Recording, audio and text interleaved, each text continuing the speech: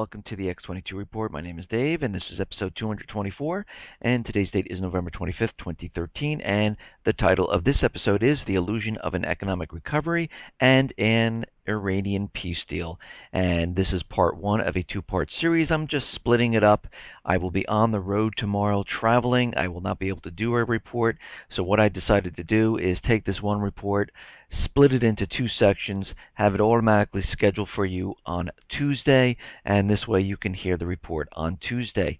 And let's get right into the economic collapse news. Now, I've discussed the unemployment rate over and over and over again. I understand that the official unemployment rate is 7.3% right now, and this is what the BLS numbers and the government is telling us, and we understand that there's been some information that has come out that they've been faking or manipulating the numbers or changing things around.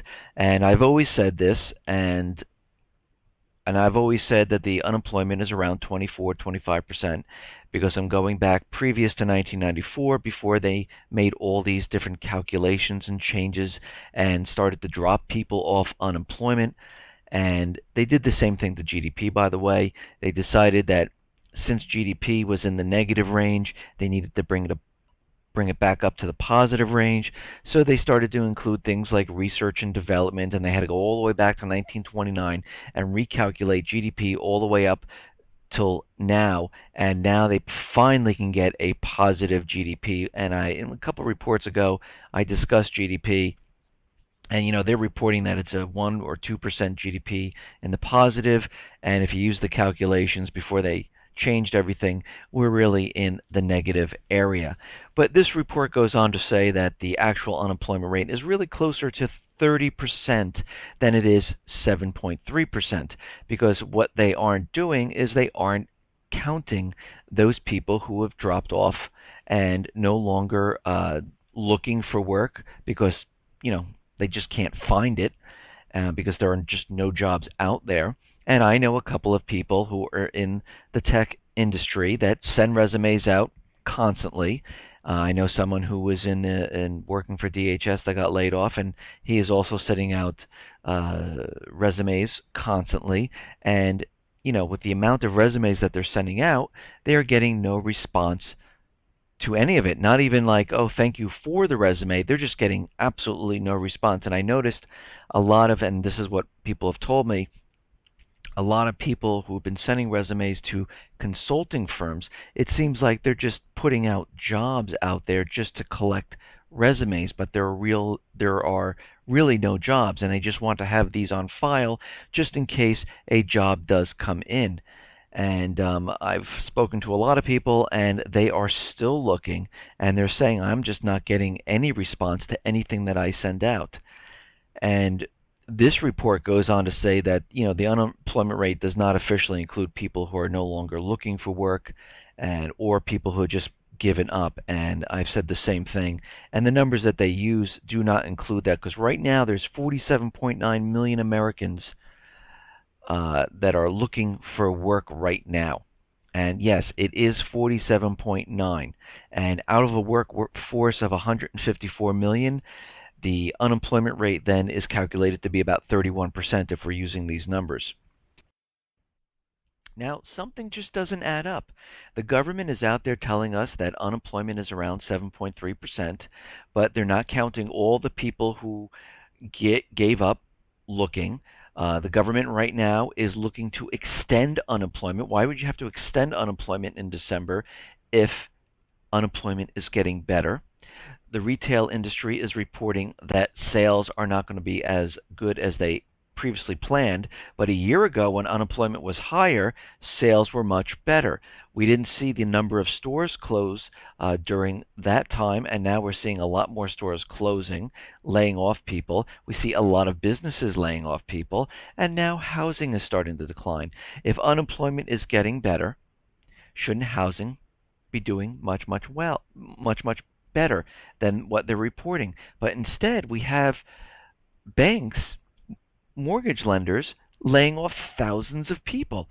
So all of this does not make sense. There's something wrong right here in what they are showing. It is an illusion to make everyone believe that the economy is getting better, and they want your eyes pointed to the stock market. If you notice, the market at this time, the S&P, the Dow, even the Nasdaq are reaching all-time new highs. Gold is being suppressed. Why? Because they got to keep the illusion up until the very last minute. And now we have a report in from the home sales, and I've been repeating this and discussing this in my reports, and what we are seeing right now, it is the fifth consecutive monthly decline in pending home sales. It is the biggest year-to-year decline since April 2011, and the National Association of Realtors blames this on low inventories and affordability. I'm surprised they didn't blame it on the snowstorm and the weather that's coming up, but we understand that from back in the summer through September, mortgage applications were declining. They were plunging, which meant there was going to be a lag in sales, and those were eventually going to decline. And we also understand we're coming into the winter months where real estate at this time normally does decline. But during the summer, we saw other indicators that this was getting a lot worse. We saw mortgage companies laying off, like I just mentioned, thousands of people. We saw new home construction. The foot traffic to these the builders were telling us that the foot traffic was declining. We're seeing a lot of cancellations now. So a lot of this was leading up to this. And let me just say, the banks are holding on to the inventories. They're not releasing them on purpose, because if they flooded the market with all the foreclosures, the entire real estate market would come tumbling down. And this is why the Fed is in there buying up all this toxic real estate. And they're letting those people who miss mortgage payments, who are in foreclosure, continually live in the homes. And they're not saying anything. They're just letting them live there and take care of the house without saying that this is a foreclosure. Now, there was a report about banks might have to start charging depositors. Americans may have to start paying to keep money in the bank. Retail banks have warned they might need to start charging customers and companies for deposits in the U.S. Federal Reserve cut interest it pays on bank reserves. And this goes on to say that the big U.S. banks like Bank of America, J.P. Morgan, Chase, and Wells Fargo may try to make up the lost revenue by passing along the burden to their depositors. Sounds like a first stage of a bail-in type of action going on here. Low interest rates and the threat of negative rates would give banks little incentive to hold onto money without extra benefit, like charging a premium. Executives at two of America's top 5 banks said they will pass the cost onto deposits if interest rates don't rise. And what did we know and what do we understand? Well, just a couple days ago, I reported that the Federal Reserve is coming up with new tools and new procedures to handle bank runs. Very interesting. We also understand that come this December, the Federal Reserve and banks are getting together and having a bank collapse simulation. Now, they continually talk about tapering, and we know the effects of tapering. If they stop pumping the money in, we understand that the system will collapse. And what else do we understand? That they don't want to be blamed for any type of collapse. So we know for a fact they will never taper. So how else would they be able to get what they want? How will they get the bail-ins? How will they make this all work? Well, by using some type of event, something they can blame on somebody else. And this is how they're going to do it. Right now, they are preparing.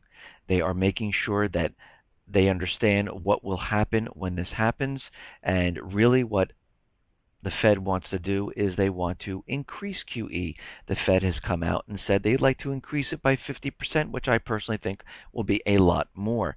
This is all in preparation for the next false flag event. They're just setting everything up completely. That's all they're doing right now. And eventually, the FDIC Bank of England document that was created back in December 2012 will come into it will come out of the woodwork, and all of a sudden the lawmakers and the government will say, we have this document that allows the banks to do bail-ins. There are no more bailouts under the Dodd-Frank Act, and this document has been used by many other countries like Switzerland, Australia, Canada, the European Union, and they're all mimicking this document, and Cyprus was the template for all of this, and this is how all of this is fitting into each other. And if personally, I would only keep the amount that you need in the bank for paying bills. The rest I would place someplace else and keep it safe, so no one could get their hands on it, of course. Okay, now DC has a new law which will be enforced on January 1st. Right now, what they have done is, anyone that had an illegal gun, they would fingerprint them, photograph them. But come January 1st, the latest gun control scheme is to re-register all those people who have weapons. They want everyone in the DC area to walk in with their weapon, to be fingerprinted, photographed again, and prove that you have this weapon with a proper permit and things like that. And this goes on to say that re-registration is erroneous and completely unnecessary, and it is a trap for the unwary. And who said this is Stephen Halbrick, the lead attorney for Heller 2. Fail to re-register for whatever reason, and you're committing a crime. Possession of an unregistered firearm, this is plain harassment for exercise of the constitutional right. And what they're trying to do is they're trying to get everyone to come in, and they're starting the fingerprinting, the photographing of everyone who has a weapon, and they're going to crack down on this, and this is completely unconstitutional. And they are saying that, if you don't do this, you are considered a felon and you have the weapon illegally, so you need to come in and do this. And this is really what they want to do all across the country, not just here in D.C. They want to do this everywhere and eventually remove as many arms from the people as they possibly can, because this is part of their entire plan.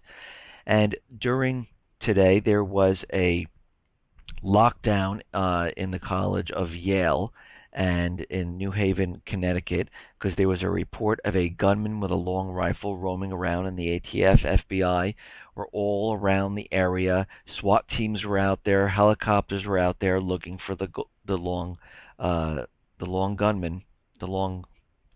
gunman, I should say. And we can see that this is just playing up, because I believe the Sandy Hook results and information was supposed to come out today, and this is all happening here in Connecticut right now. Now, we understand that DHS wants to take control of every single law enforcement office across the country. So what they're doing right now is they are trying to completely take over all local law enforcement and make it federally controlled. And by using grants and other incentives, the Department of Homeland Security is paying police departments to become subordinate outposts of the increasingly militarized federal agency. And we understand this. They're doing it in LA with a grant to set up radioactive detectors. They're creating a central hub where DHS can work out of, and now they are spreading this around to other cities, and they will continue to spread this around because they need to be the main force when the collapse happens. And this is why this is happening right now. And again, you have to remember, the military wouldn't be able to do this, and this is why they needed to create DHS. And DHS is not there to fight terrorists. If you go to their website and their emergency warning about terrorists, it is always blank. There's never anything on there whatsoever, because DHS was really created to keep an eye and control the American population. You are the terrorist. You are the threat to the government, and this is why they are here and in place, and this is why they're doing this. Now, in my last reports, I had a discussion about the Ukraine. They decided to go with Russia instead of EU, and now there are riots breaking out. Tens of thousands of Ukrainians marched to the president's office on Sunday, denouncing a U-turn away from Europe and towards Russia in the biggest street demonstration. And demonstrators are chanting down with the gang. They do not want these this agreement signed with Russia. They do not want to go back with Russia, and this goes on to say, today we are giving our answer to Moscow, to Putin. Let them see that they cannot build a Russian world here. They are not going to have Ukrainian leaders in their pockets and under their control, and we want to go with the EU. And we will have to see how this turns out and how this plays out. Now, over the weekend, China has created a field around the island, and they created this new air zone. And right now, Japan mourns Sunday of the danger of unpredictable events, and South Korea voiced regret following China's unilateral declaration of an air defense zone over areas claimed by Tokyo.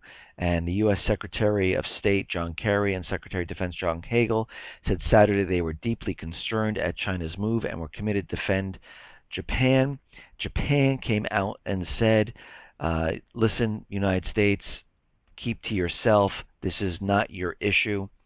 And right now, the Chinese embassy in Tokyo has called all Chinese citizens in Japan to voluntarily register with its consular section as tensions between the two countries reach new heights over a territorial dispute in the east of China Sea. The embassy called on all Chinese living in Japan to register to facilitate assistance on removing the Chinese citizens if something should happen or a major unexpected emergency. And there's about 600,000 Chinese people living in Japan at this time.